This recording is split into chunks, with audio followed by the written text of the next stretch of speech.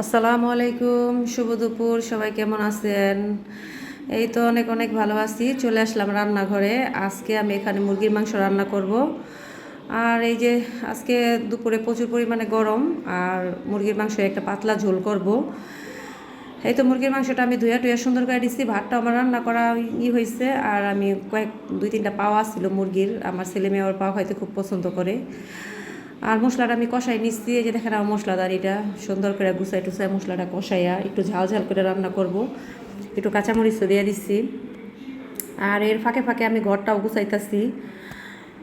ঘরটা গুছাইয়া সব ঠিকঠাক করে নিব। তরকারিটা বসাইয়া মশলাটা প্রায় কষানো শেষ, তেল ছাইড়া দিচ্ছে মশলাটা থেকে। আর অনেক দিন যাবৎ ভিডিও দেওয়া হয় না, ভিডিও করা হয় না, মন মানসিকতাটাও ভালো না। আর ভাবলাম এখন থেকে আবার ভিডিও দিব। এই যে মাংসটা ধুয়ে রাখছি, আর এখন মাংসটা দিয়ে সুন্দর করে কষিয়ে নিব। আর দুই তিনটা আলুও দিব আমি। মুরগির মাংসতে আলু না দিলেই ভালো, তারপরে দুই একটা আলু দিলেও ভালো হয়। আলু খেতে ভালো লাগে, পাক আসছিল কয়েকটা, এটাও দিয়ে দিচ্ছি। আর এখন থেকে নিয়মিত ভিডিও দেখব, ভিডিও করব, ভিডিও দিব। আর সবাই আমার ভিডিও দেখবেন। আর এই যে মাংসটা আমি এখন সুন্দর করে কষাই নিতেছি, মাংসটা কষাইয়া। আর এর ফাঁকে ফাঁকে আমি যে দেখেন বেসিং টেসিংও পরিষ্কার করে নিব। এই যে র্যাকটাকেও আমি একটু মুছা টুচা নিচ্ছি, আর ফ্রিজটাও একটু মুছা টুচা নিচ্ছি, পরিষ্কার করে নিচ্ছি। আর এখন এই যে দেখেন আমার মেয়েটা কি করতেছে, শুধু আঁকা আঁকি ফুল আঁকতেছে, মানুষ আঁকে, পাখি আঁকে। মাশাল্লাহ, সবাই মাশাল্লাহ বলে যাবেন। ও যা দেখে সবই আঁকতে পারে, আর আঁকা আঁকিতে খুব বেস্ট ভালো।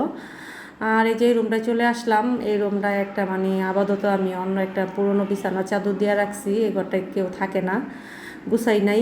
আর এই যে খাবারের ঘরটাও আমি মনে করেন ক্লিন করব। আর এই ঘরে আমার ছেলে বসে বসে যে মোবাইল টিপতেছে, মোবাইল ছাড়া তো কিছুই বোঝে না, খালি মোবাইল মোবাইল আর মোবাইল।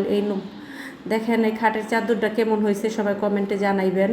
আর এই ফার্নিচারগুলা নিয়ে আসছি নতুন, জানাইবেন যে কেমন হয়েছে।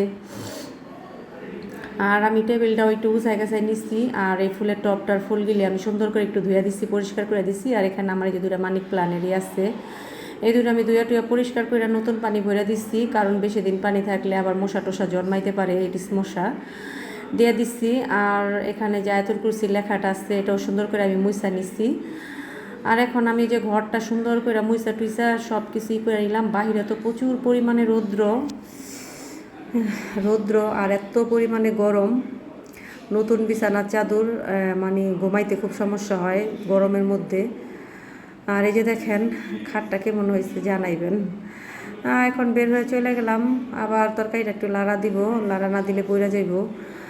আর আমার ছেলে মেয়ে তো মনে করেন ঘরটা সব নোংরা টোংরা করে একখানে করে রাখে। এই যে দেখেন এগুলা আমি আবার সুন্দর করে আমার আগের ফার্নিচার, এগুলো আমি বিক্রি করে দিব ভাবতেছি। কারণ এত ফার্নিচার দিয়ে আমি কি করব, আমার 3 ঘরে ফার্নিচার বেড়ে গেছে। বেশি ফার্নিচার থাকলেও ভালো দেওয়া যায় না। আর এই টেবিলটাও আমি একটু সুন্দর করে একটু মুচা টুচা ক্লিন করে নিচ্ছি। আর খাবারের সময় হয়ে গেছে। এখন আরও রান্না ছিল, ওই রান্নাগুলো আমি কমপ্লিট করছি। ভাজি করছি, ডাল রান্না করছি। আর এখন এই যে মুরগির মাংসটা আবার একটু লাড়া দিয়ে দিব। মাশাআল্লাহ, দেখেন কালারটা তো অনেক সুন্দর হয়েছে। আর মুরগির মাংস আমার ছেলে খুবই পছন্দ করে, গরুর মাংসটার থেকে মুরগির মাংসটা বেশি পছন্দ করে। আর আমার তো গরুর মাংস ভীষণ পছন্দ।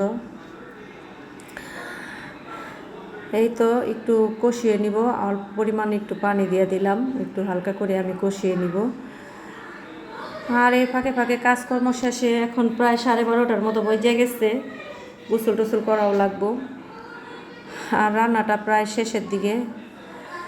দেখেন বাইরে কি পরিমাণে রৌদ্র, বাবা এত রৌদ্র, বাইরে যাওয়া যাইতেছে না, গরম, খুব গরম।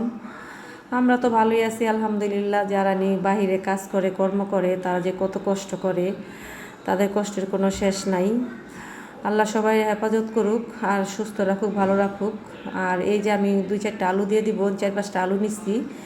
এটা আমাদের বিক্রমপুরের আলু, এই আলুগুলো খেতে খুব ভালো লাগে। এই যে দেখেন এখন আমি আলুটা আমি একটু ছুইলা নিমু, নিয়ে তারপর আমি তরকারিতে দিয়ে দিব।